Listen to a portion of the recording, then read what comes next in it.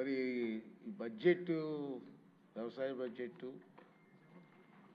మన finance minister budget జరుగుతున్న సమయంలో గ్యాలరీలో కేంద్ర మంత్రి గారు ఉండి చూస్తున్నారండి, రామ్మోహన్ నాయుడు గారు.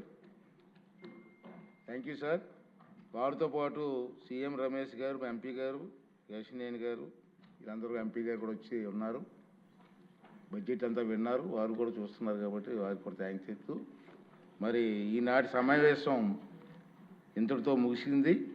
తిరిగి సోమవారం అంటే మార్చి 3వ తారీఖు ఉదయం 9 గంటలకు మళ్ళీ అందరం కలుద్దాం. Thank you very much.